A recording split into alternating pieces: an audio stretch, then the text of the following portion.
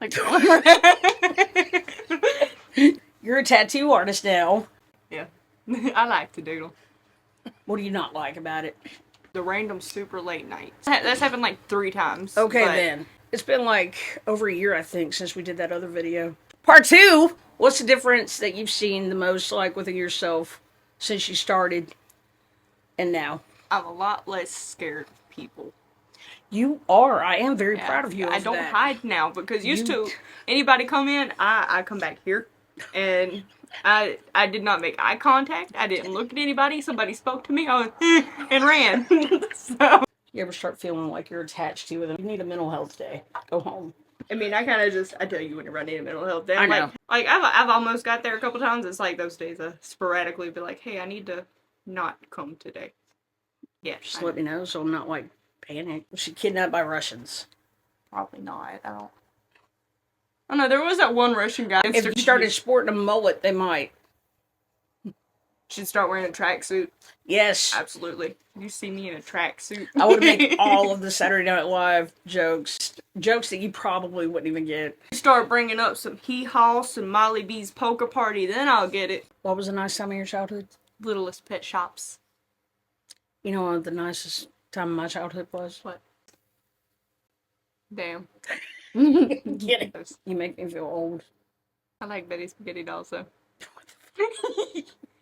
I always ended up ripping out their hair at some point though. Like, it was by accident. So, Jada. Yeah. Tell me about when you first started apprenticing. Oh man, that was a shit show. Dude, it was just stressful. Part of it too is like sometimes I'd show up on time and then like nobody else would be here. What year was that? 21. That was a rough year for me. Yeah. I want you to be fully honest. Like, even if it's talking about me, I don't remember that year that much. Just one time, like, you told me to dust. And you already told me about that. Yeah. Yeah. Yeah, I took that very literally and grabbed, like, a feather dusted and started doing picture frames and shit. And you're like, I meant, like, wipe down countertops. I think I said, what the fuck are you doing? Yeah. I was like, what the fuck are you doing? Like, I told you to dust, and I'm like, I dusted, that's what I'm doing. Yeah, I was getting my ass chewed out. Why? Wow. Bitching at me about my personal life. Yeah. I don't know if you ever heard any of those conversations. No, I heard some of them, like... What'd you hear? Because I can edit out whatever. Okay. So, basically, it was about Greg and them being like, oh, you shouldn't be so worried about that, or like after he... And whenever you were, you know, mourning and sad, they're just like, well, you need to stop worrying about it, you know, leave your problems at home, and like, you need to focus on your job, like, what's going on here, you don't need to worry about what's going on there, and that type of rant. And that was one of them days where I was told to sit and not listen, and I was like, okay. Did I tell you that? Yeah. You were dealing with your own shit, and they weren't helping, you know. At fucking all. I triggered myself with some stuff where that TikTok that I posted where it was talking about a sadistic narcissist, what they'll do. Yeah. Where they'll, like, say you got a dog, and then they'll put the dog, like, in the vet or whatever like that for a few days, but then tell you that your dog died, and then you believe it, and then you react off of it, and then they say a few days later, just kidding. It would, like, cause me to be so frantic to where I would, like, call a particular client. I'm like, hey, can you please check and make sure they're okay? I didn't want to tell everything. Yeah. And make it sound like that I was being melodramatic. I was told to write the amendments. I'm sorry. No, it was a Pledge of Allegiance. I'm so sorry. Yeah. I didn't like pretty cursive. And I mean, like, your lettering is really good, though. That is true, but my handwriting is still shit. I can't help you with that. I can't. I threw you under the bus without even asking your permission. I'm sorry about that. Talking about you getting hazed. My moment of clarity when things just clicked.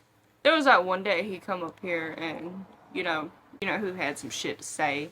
What'd they say? Like... This is like, you talk about your feelings, like... One, just kind of going after how he looks. That pissed me off, because, you know, like, that's my boo-boo. He's adorable to me. Like, he's fucking weird, and I love it. I think my brain would be happy if he were a used car salesman, because, like, he changes his voice when he goes to, like, talk about stuff, and I'm like, oh my gosh, you're gonna sell me a Toyota. There was a client in one day that I knew from high school, so, like, I was comfortable talking to them, because I had talked to them before.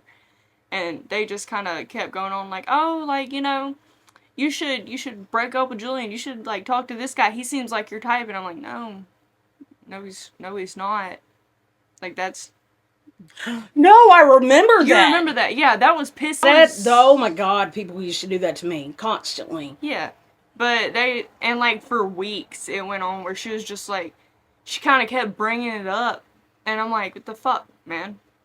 That was the whole point back then. Yeah, and every time Julian got brought up, it was like why are you still with him? You could do better. You don't need to be with that. Like, you could find somebody cuter. Like, shit like that. And it was just like that. I chose this person for a reason. Yeah. And obviously, I love him. Still with him. With that client, I can't remember his name. I can't even remember what he was getting. There was like this talk that I walked up on where it was like this intent. I know he's weird. But you're weird. Like, no offense. Exactly. Yeah. Yeah. Like kindred spirits tend to find each other in life for some reason. And I don't like people piddling around with my relationship because they can fuck off. But, like, I don't care. Like, I love him and that's that. Yeah. Yeah. And that's it. They wouldn't have listened.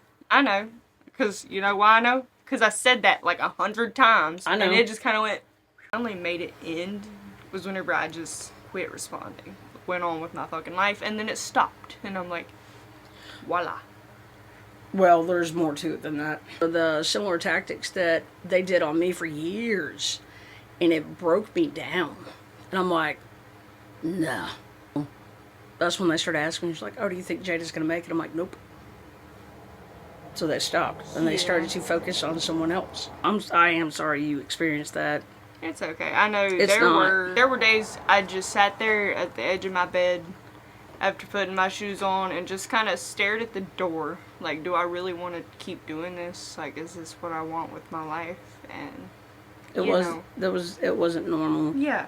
And that's like, I had to realize that because I was like thinking about it. I'm like, this can't be how it's always been, because if a shop is run like that, it's not gonna make it, because unless you got somebody stubborn. Yeah. You can't be a dick to the people you're working with and expect them to just stick around. Like, you had told me countless times, you were like, if you get to where you feel uncomfortable, don't come back. There was part of me that actually foresaw, like, I was gonna get to a point that I was just gonna ignite everything and set it on fire. I can't blame you. There were a few times where I was like, hey, I need to take off for such and such, like, whatever situation was going on. And you were like, no, you need to be here. Like, I was projecting. Yeah, and it was like, I had to be here, and I missed a lot of things. Same. Yeah. I'm sorry. It's okay. It's not.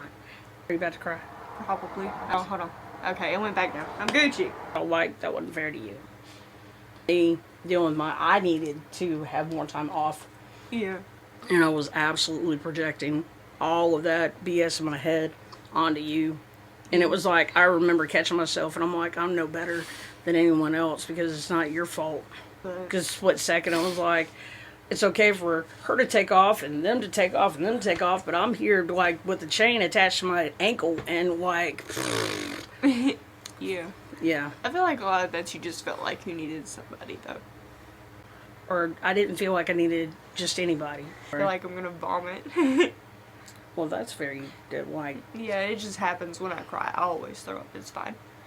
But this is normal. It's okay. But no, I think that was probably the worst of it, was just not being able to take time off. I think that's what caused me to be like, and I'm done. Yeah.